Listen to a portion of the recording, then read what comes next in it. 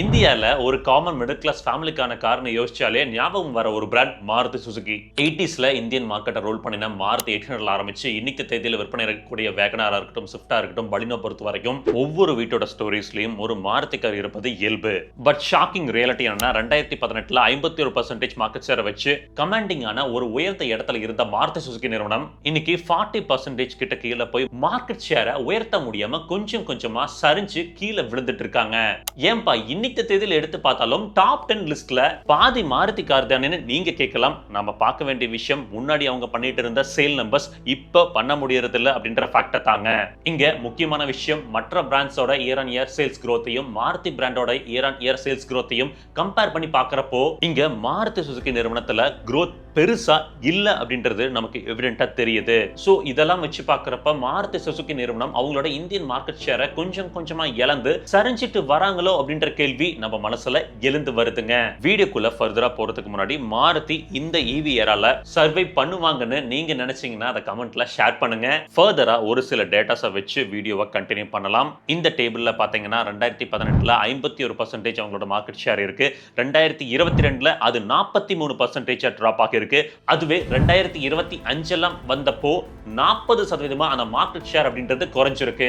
இது கடந்த 10 வருஷத்துல மாருதி பார்க்காத ஒரு மிகப்பெரிய சரிவுங்க. பட் நாம இதே டைம் லைன்ல நல்லா நோட் பண்ணோம்னா டாடா மோட்டார்ஸ் அவங்களோட 2018ல இருந்த 6% மார்க்கெட் ஷேரை இன்னைக்கு 14% உயர்த்தி காமிச்சிருக்காங்க. இதற்கு பிரதான காரணம்னா நெக்ஸான் அண்ட் டியாகா ஈவிஸ் கூடவே டாடா பஞ்சோட மேசிவ் சக்சஸ் தாங்க.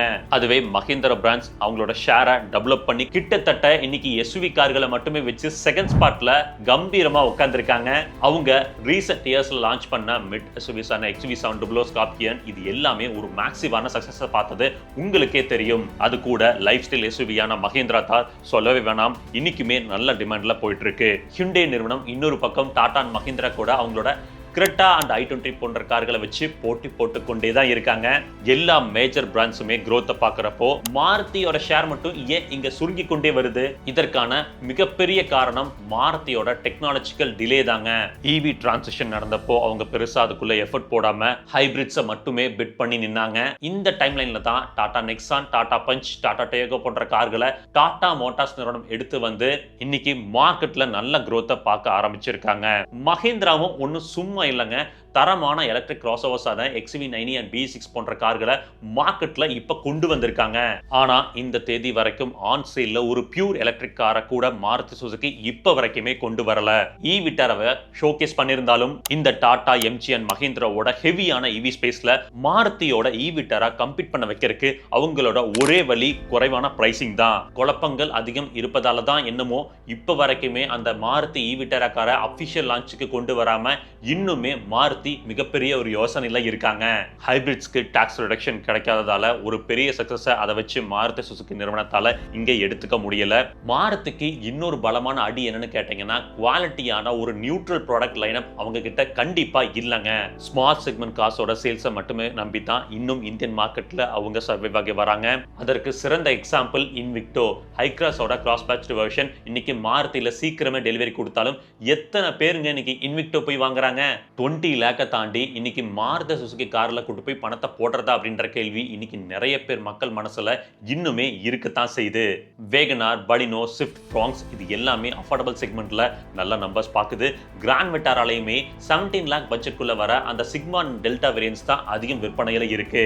இதற்கெல்லாம் மேஜர் காரணம் மாருதியோட குவாலிட்டி அண்ட் டெக் லெவல்ஸ் இன்னுமே காம்படிட்டர் அளவுக்கு எடுத்து வரப்படாம இருப்பது தாங்க. பிரசாலாம் 17 lakhs top of the line வருது. இதுவே கிராண்ட் விட்டாரா போனீங்கன்னா 26 லேக்ஸ்ங்க top of the line model.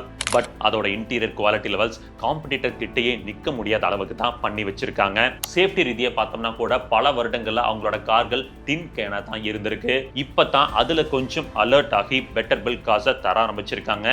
ரீசெண்டா டிசையர் 5 ஸ்டார் வாங்கினது, பலினோ 4 ஸ்டார் வாங்கினது அதோட சின்ன எக்ஸாம்பிள்ஸ் தான். ஒரு சின்ன கம்பேரிசனுக்கு இன்னைக்கு இந்தியன் மார்க்கெட்ல இருக்கக்கூடிய Volkswagen, Skoda, Mahindra, Tata, Hyundai, Kia இவங்க ப்ராடக்ட்ஸோட plastic quality, material quality, technological level கூட மாருதியை கம்பேர் பண்ணி பார்த்தீங்கன்னா ஒரு 60% கூட அவங்க கிட்ட வரலங்க.